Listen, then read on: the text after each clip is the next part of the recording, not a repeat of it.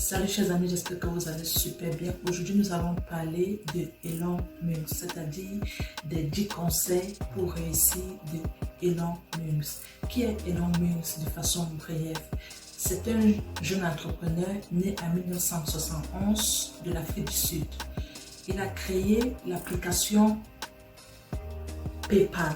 Vous savez, quand on parle de l'envoi de l'argent à l'international, c'est-à-dire même de compte bancaire en compte bancaire, de compte bancaire à l'application mobile, c'est Elon Musk qui est derrière cela. Vous savez très bien comment le PayPal est très populaire. Donc c'est lui le fondateur de PayPal.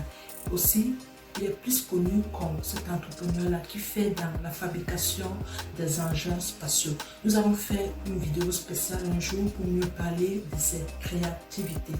Mais aujourd'hui, concentrons-nous sur les 10 conseils qu'il a évoqués dans plusieurs de ses interviews qui peuvent nous aider aujourd'hui à avancer et à réussir comme lui. Alors, allons à la vidéo. Indépendamment de ce que vous essayez de créer, quelle serait l'utilité delta par rapport à ce qui est à la pointe multiplié par le nombre de gens que ça affecterait? C'est pour ça que je pense qu'avoir quelque chose qui fait une grande différence et affecte peu de gens est tout aussi génial que quelque chose qui fait une petite différence mais qui affecte un grand nombre de personnes. C'est comme la zone sous la courbe qui serait similaire pour ces choses. Donc en fait, pour moi, c'est à propos d'être utile. Une bonne et sincère critique de ce que vous faites a autant de valeur que de l'or. Vous devriez chercher ça du plus de monde possible, mais en particulier de vos amis. Habituellement, vos amis savent ce qui ne va pas, mais ils ne veulent pas vous le dire parce qu'ils n'ont pas envie de vous blesser. Donc j'encourage mes amis à ne pas se dire « moi j'encourage mon ami donc je ne vais pas lui dire ce qui ne va pas avec ce produit ». Ça ne veut pas dire qu'ils ont raison, mais très souvent c'est le cas. Donc il faut écouter très attentivement ce qu'ils disent, et les autres aussi. En fait, vous devriez prendre l'approche comme quoi vous, en tant qu'entrepreneur, avez tout faux. Votre but est d'avoir le moins faux possible. En fait, il y a une chose qui peut être utile, c'est le fatalisme, à un certain degré. Si vous acceptez les probabilités, alors ça réduit la peur. Donc, quand j'ai commencé SpaceX, je me suis dit que les probabilités de succès étaient inférieures à 10%, mais j'ai accepté le fait que je perdrais tout.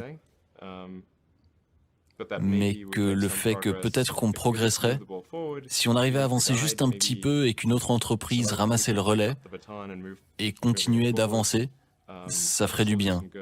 Et ouais, c'était pareil avec Tesla. Je savais que les chances qu'une entreprise de voitures marche étaient extrêmement basses.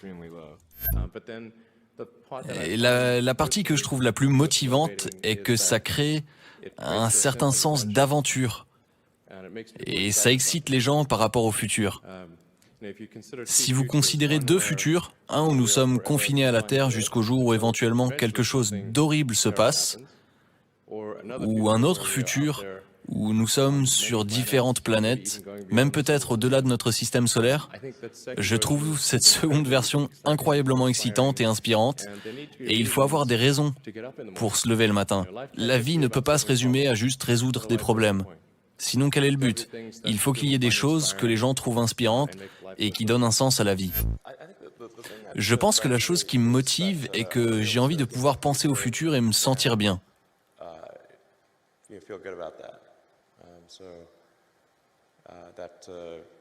Et j'ai envie de me dire qu'on fait ce qu'on peut pour avoir un futur qui est le mieux possible. D'être inspiré par ce qui va sûrement se passer et d'être au lendemain. Donc, c'est à peu près ça qui me motive.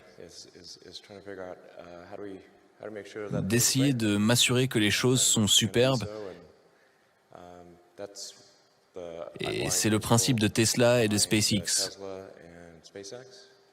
Et le fait que c'est, je pense, très important que nous accélérions la transition à la régénération et la consommation d'énergie renouvelable.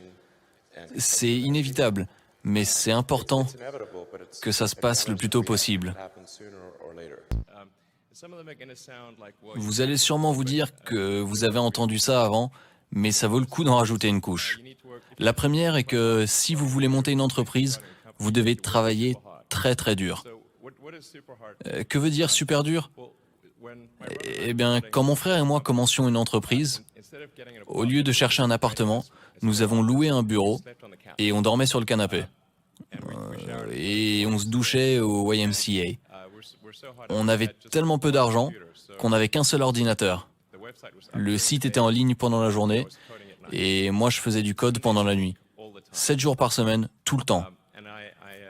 J'ai brièvement eu une copine à cette période et pour qu'on passe du temps ensemble, elle devait dormir au bureau. Donc travaillez dur. Chaque heure où vous êtes réveillé.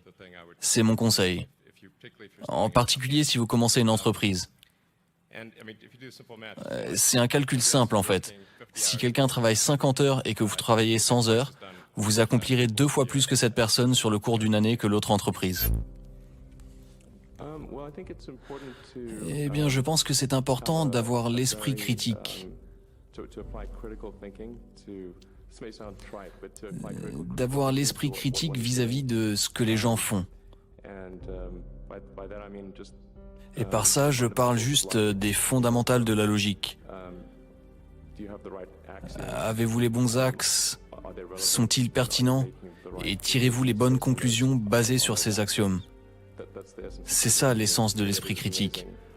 Malgré ça, c'est incroyable de voir à quel point les gens ne le font pas. Je pense que les vœux pieux sont innés dans le cerveau humain. Vous souhaitez que les choses soient plus comme vous le voulez, donc vous filtrez les informations que vous ne devez pas filtrer. C'est la faute la plus commune que je vois. Les gens pourraient dire que, et ils le font, que les batteries sont très chères et qu'elles seront toujours comme ça parce que ça a toujours été le cas dans le passé. Eh bien non, c'est un peu bête de dire ça, parce que si vous appliquiez ce raisonnement à tout ce qui est nouveau, alors on n'atteindrait jamais cette nouvelle chose. Donc, vous savez, on ne peut pas dire personne ne veut de voiture parce que les chevaux sont géniaux. On y est habitué en plus. Ils mangent de l'herbe et il y a de l'herbe partout. Vous n'y arriverez jamais dans ce cas-là.